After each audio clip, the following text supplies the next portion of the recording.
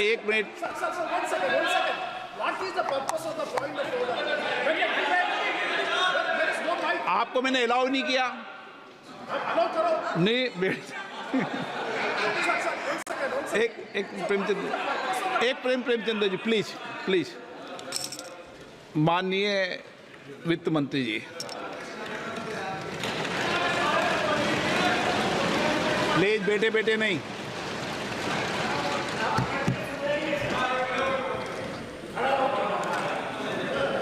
Sir, thank you. अभी प्रशिक्षण में सुनाऊंगा सबको. उसमें विशेष रूप से जो सीनियर है ना, उनको भी प्रशिक्षण देना पड़ेगा. दादा सोगत राय जी को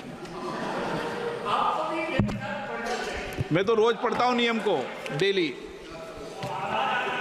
Sir, thank you very much, Speaker, sir. And I thank every member of the House who has spoken and taken interest in the budget which has been presented here.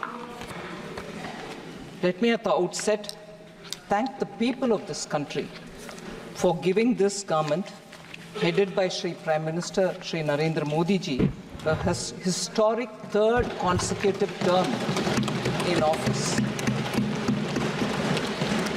It actually reaffirms the faith the people have and the commitment with which Honorable Prime Minister is leading the country, and therefore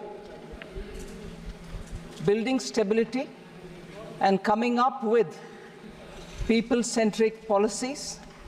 We shall all work together to build a Vikasit Bharat by the year 2047. I am extremely humbled by the trust faith.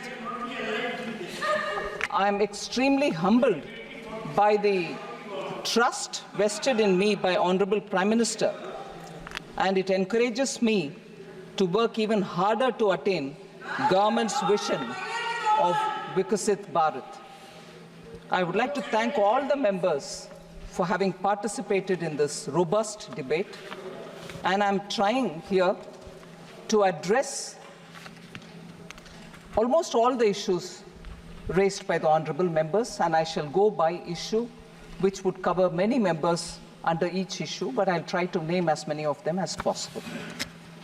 So just before I do the part where I'm responding to the honorable members, I would like to highlight some of the budgetary points, features, which is very important for us to understand where this budget fits in itself in the long path towards Vikasit Bharat.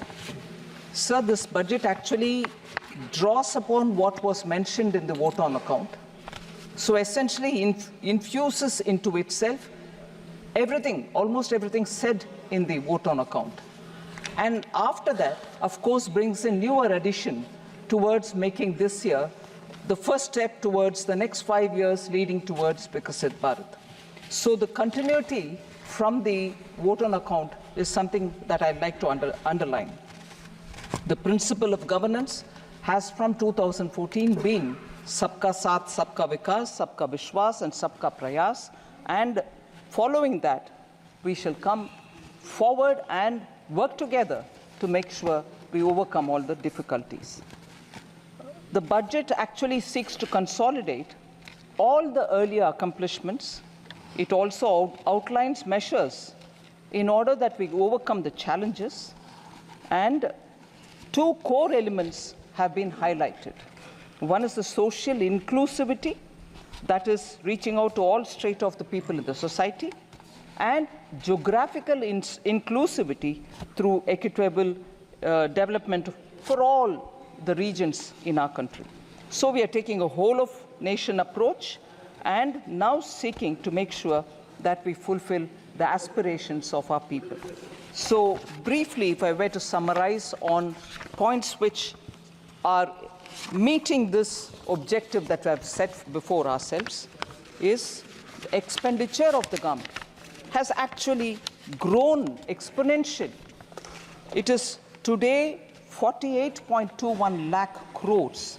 It is projected to grow by about 7.3% over 23-24 and 8.5% over pre-actuals of 23-24. We call it pre-actuals, although with the final figures are almost there, because it has to be certified and audited, we give the nomenclature pre-actuals. But they are close, actually close to the real REs.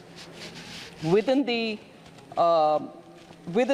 total expenditure, sir, one feature which has marked India's growth story post the COVID, it is the capital expenditure which the public money with which we are building assets, meaning government's own expenditure to build assets, to build capital expenses, are the ones, capital expenditure is the one which has actually enabled us to come out of COVID, whilst many other countries in the world are doing very many different things. But yet, this one tested formula of depending on the multiplier which comes out of spending on public expenditure, spending on capital expenditure through public money, has actually yielded us such results that post-COVID, consistently we've maintained high growth rate, and we are the fastest growing in the world as a result of this very clear government's approach.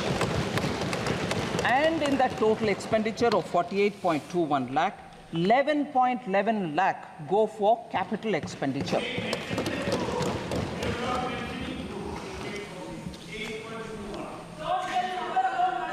Sir, budgeted capital expenditure is now almost 3.3 times the capital expenditure which was there in 2019-20, that is prior to COVID, sir.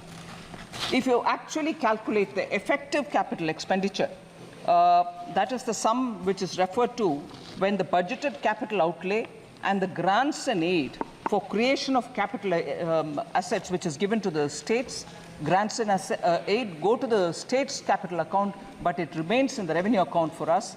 But because it also creates capital in the state's name, if we were to calculate the effective capital expenditure, it is pegged at 15.02 lakh or above 18% over the RE of 23-24. So that is the impetus we are giving for growth to be sustainable and for us to retain the growth rate that we have been very clearly attributing for the hard work of the people of this country. I'm not getting into the details of the revenue expenditure because that is already in the budget documents. But more importantly, I get into talking about the allocations because I think a lot of members have said probably the allocations in the social sector has come down. I want to, by giving the data, I want to showcase to the ministers, to the honorable members, that the expenditure on the contrary has gone up in each one of them, and I'll show by how many. So agriculture and allied sector in 2013 and 14 had just 30 lakh crores, meaning 0.30 lakh crores, whereas now it is 1.52 lakh crores. It is even 8,000 crores more than the last year, which is 23-24. So even over last year, we have made an increase and not brought a reduction in them. So education and employment and skilling is the next one, sir, in which 0.85 lakh crore is what was allotted for education, employment and skilling in 2013-14, whereas today it is 1.48 lakh crores, which is 23% more allocation even over the last year, 28,000 crores more than last year, which is 23% more allocation compared to even last year. In 10 years, 0.85 lakh crore to 1.48 lakh crores. Women and girls, 0.96 lakh crore in 13-14. It is 3.27 lakh crores, 41% more allocation or 96,000 crores more than the last year. Rural development, including infrastructure, sir, 0.87 lakh crore, and this year, that is 2013 and 14, whereas this year it is 2.66 lakh crores, which is 11.7% more allocation over the last year, 28,000 crores more than the last year. Urban development was only 0.12 lakh crores in 2013-14, whereas it is close to a lakh crore now, 7,000 crores more than last year.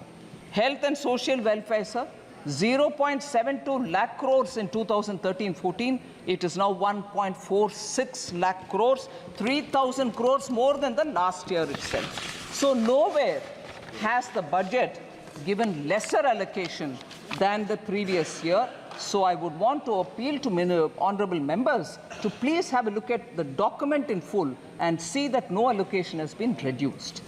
Sir, just briefly, what the budget 2024-25 tries to bring in is a balance among several objectives, because growth is important, and through better growth, higher growth, we believe that inequality can be addressed. So growth, employment, welfare spending, capital investments, and fiscal consolidation.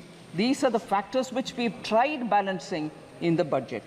So an indicator which is very important for us. If I'm insisting on doing public spending on capital expenditure, the quality of public spending is the revenue deficit to fiscal deficit ratio normally. From about 80% in 2020-2021 COVID year, on account of COVID pandemic, the revenue deficit to fiscal deficit ratio, sir, was expected to fall to 36% was very high, whereas it is now fallen to, it is expected to fall to 36% in 24-25, and therefore reflecting the fact that expenditure is going towards quality asset creation. No one can refute this data, sir. These are all available in public domain. And the other thing which is an important indicator is, I had promised in this House, sir, 21-22, that the government would endeavor to attain fiscal deficit to GDP level below 4.5% by the year 25-26, from an unprecedented high of 9.2% in 2020-2021. We have kept completely to the trajectory projected. We have not deviated from it. We are complying by that fiscal deficit trajectory given by me. Even today, you see that we've gotten close to the 4.6. Actually, this year, we have clearly given 4.9 as the fiscal deficit. So we are keeping our word on that. India's exceptional post-pandemic economic recovery to become the fastest growing economy over the last 3 years is truly magnificent.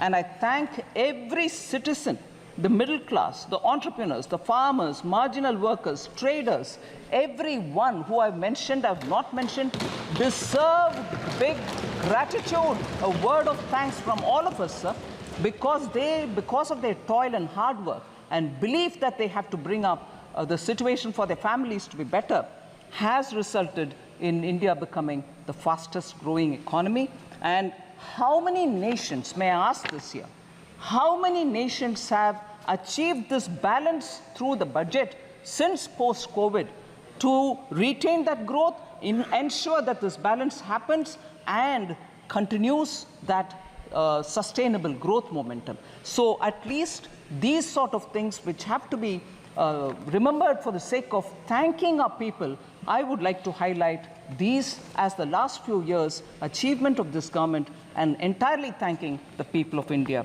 And this couldn't have been possible unless there is a hard-working, visionary leadership which takes us forward so that the country can really come out of the COVID distress. And I thank Honorable Prime Minister for his leadership on this.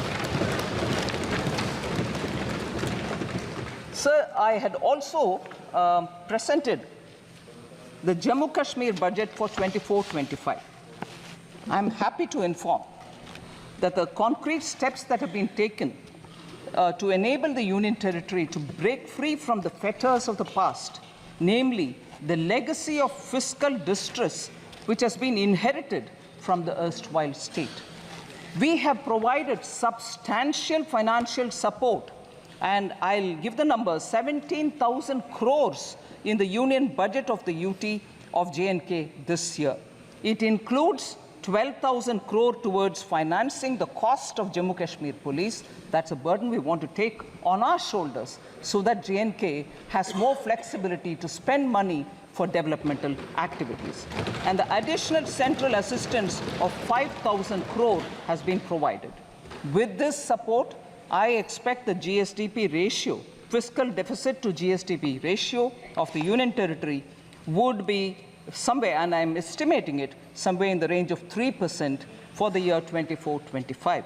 The public finances of the Union Territory are now back on the rails, and they are now able to focus on developmental activities much more than ever before.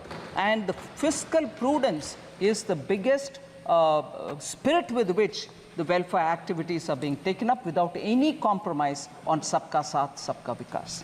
So, because Jammu and Kashmir budget was particularly of interest to some of the members, I would like to respond to the members as well, much before I go to responding to members on the general budget. Sir, some members of J&K have raised questions about unemployment rate in J&K.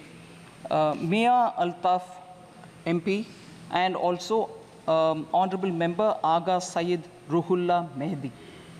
They have raised issues about unemployment, and I would want to put it on the record of this House.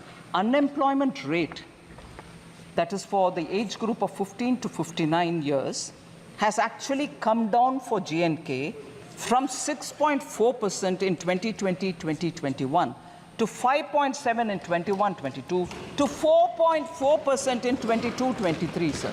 So there is a reduction in the unemployment rate in J&K. The reduction is primarily because there is a lot of avenues being created for self-employment, and livelihood opportunities through Government of India schemes are reaching all people in J&K, and as a result, you can see that employment opportunities in the sense of self-employment has actually grown. So again, Honorable Member Mia Altaf had raised this issue about the works that were undertaken by the Union Territory government for the welfare of tribals. I'll certainly like to say, sir, there are about 9 important things which need to be highlighted. The Union Territory government has undertaken several initiatives for tribal welfare in the areas of healthcare, education, culture, infrastructure development, and livelihood. After 2 decades, actually, forest rights were granted to tribal communities. 2 शतक के बाद, इंतजार के बाद, tribal communities का उनका हक forest rights के द्वारा दिया गया है. 5,943 forest right certificates have been issued to the tribal people. First ever survey of the nomadic tribal population has also been conducted. Transport facilities are being provided to the nomadic tribes and the Bakarwals because they move up the range during summer and come down from the higher reaches to the lower levels. Transport facility is also being provided. Transit accommodation is provided to migratory tribal communities. Again, the communities which move from colder to slightly warmer regions in winter, including community kitchens, medical and veterinary dispensaries, and community toilets. All these have been provided for the migratory tribal communities. Professional coaching centers, scholarships, skilling for 48,000 tribal youth, 8 new hostel buildings, 285 smart schools, 6 Ekalavya residential schools have all been developed in the Union Territory of Kashmir. 80 schools to be transformed into smart schools in the tribal areas. That's a very important step forward, and it will benefit tribal children. 186 tribal villages are being developed under the PM Adi Adarsh Yojana, so helping tribal communities. Tribal Research Institute is being developed in Srinagar, and these are some of the very specific measures being taken by the government, and I hope the Honorable MP has got substantial information on the question that he asked. Sir, now I come to the general budget, in which I go by issues in which many members of parliament have spoken, so I've clubbed together members. The first issue I take up is members from the opening speaker Kumari Shelja, Professor Saugata Roy, Hebe Eden, Dr. T. Sumati, Charanjit Singh Channiji, and many others have all spoken about how there is a threat to cooperative federalism. Only few states have been given the benefits in the budget. Sir, I'm very sure, I would like to humbly state this, I'm sure all the members know that in a budget speech, if a state is not named, it doesn't mean that no money goes to them. And therefore, that was a misleading campaign, which, being in the opposition, unfortunately, a lot of members did speak about. It pains me to know that they could say that if you're not mentioned in the budget speech, your state gets nothing at all. Sir, I would like to I'd like to tell you, Honorable Speaker, sir, from 2004-5,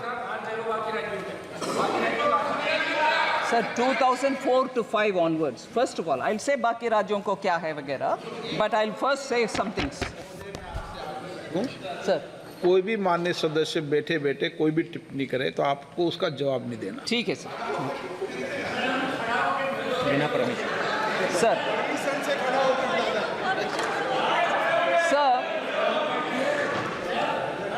Sir,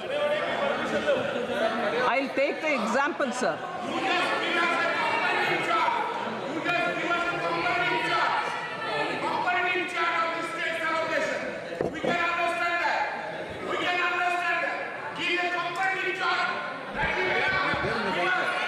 Sir, I'd like to compare. Sir, I'm picking up on the budget speeches since 2004-5, 5-6, 6-7, 2007-8, and so on, sir. 2004-5 budget did not take the name of 17 states. I like to ask the UPA government members at that time, did money not go to those 17 states? Did they stop it? Then if they stopped it, they have every business to ask this question. I presume they didn't stop money going to those 17 states because they didn't name it. So when it is one thing for them, it's all right. When the same thing happens somewhere else, no, it's not all right, you've deceived. 17 states were not named in 2004-5. 18 states were not named in 2005-6. 13 states were not named in 2006-7. 16 states were not named in 2007-8. Money didn't go to them. 2008-9, 13 states were not named. 2009-10, 26 states were not named. 26, which means only 2. Sir, oh yes, sir, if we are being blamed that only 2 states were named and the other states are not getting anything, 2009-10 budget had only 2 states, Bihar and Uttar Pradesh, and no other state.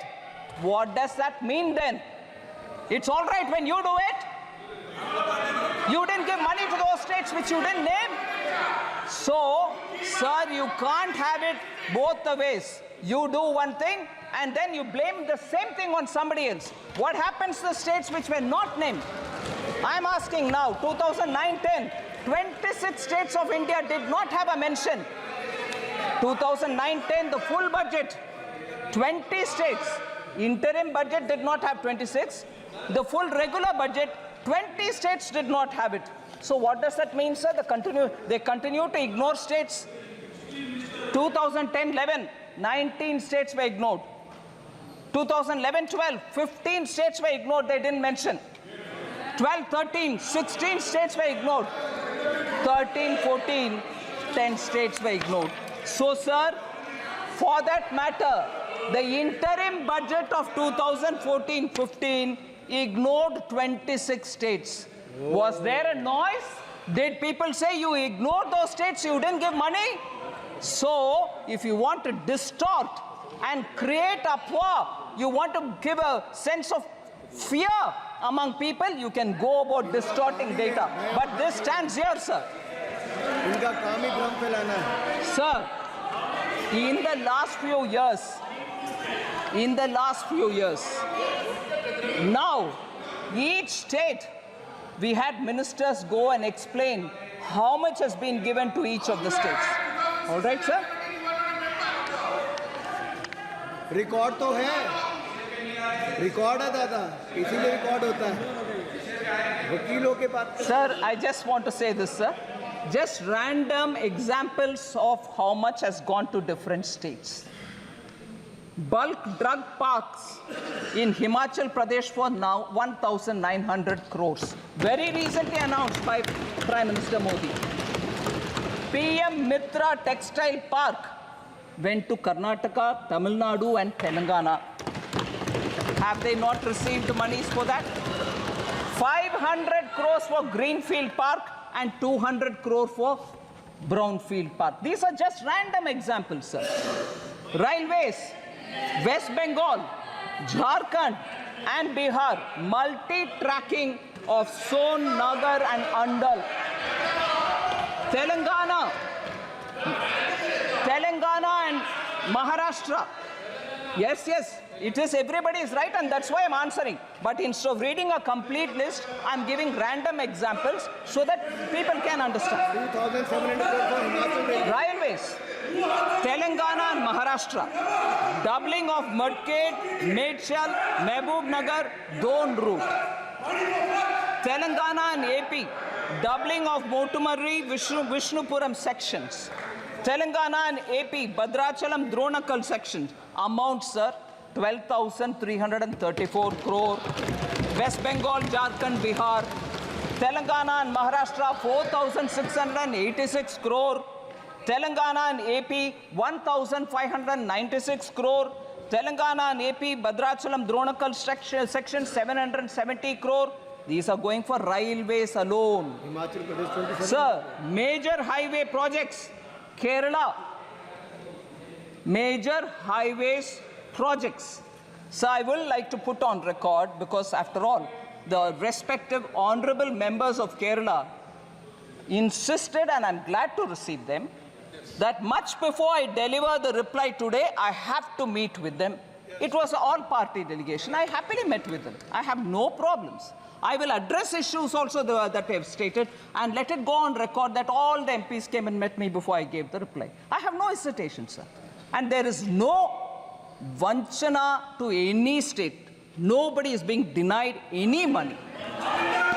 So, India's first, sir, Kerala I mentioned,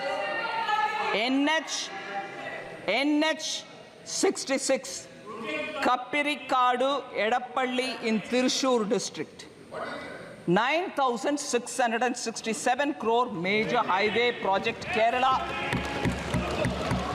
Sir, major money comes na, 9,606 ongoing. Money comes or not? So, Mukkola junction to Kerala, Tamil Nadu border, 1,148 crore. Sir, J&K, Punjab, Haryana, Delhi, Amritsar, Katra road project, 18,000. Sir, kindly, honorable speaker, sir, J&K, Punjab, Haryana, Delhi, Amritsar, Katra road project, 18,274 crore. Sir, again Kerala, sir. India's first transshipment port. All of us happily celebrated when a very big vessel reached Virinjam port. Kerala government, Congress government gave it. And nobody from who are speaking about AAs and A1 and A2s don't question Kerala Congress government when Virinjam was given on invitation to, I'm not taking the name, one of the A's. On invitation. And nobody went. Nobody from Congress party went and said, "Arey, why are you giving to AA? Can't give it to AA." They didn't say. And afterwards, when communists came When Communist Party came to power in Kerala, even they did not disturb it. Congress gave it, Communists came afterwards, even they also didn't touch it. How much of viability gap funding has been given by Government of India, sir? 818 crores have been given for Virinjam Port by Government of India for a project that they themselves invited someone of the A and gave it, and that one of the A was given by Congress. Another who came as a communist also did not touch it. It's going on fine till today. But lectures on AA is only for all of us. Sir? So, cooperative federalism, states not being mentioned in the budget speech, doesn't have to be a very big issue. They all know they have presented budget in this country for decades. But when it is a ordinary chai wala OBC leader who comes to become prime minister and he does administration well, you then have a problem. Arey, kya ho rahi hai? Is he doing well? No, we'll have to protest. This will not work out, sir. People are seeing this game.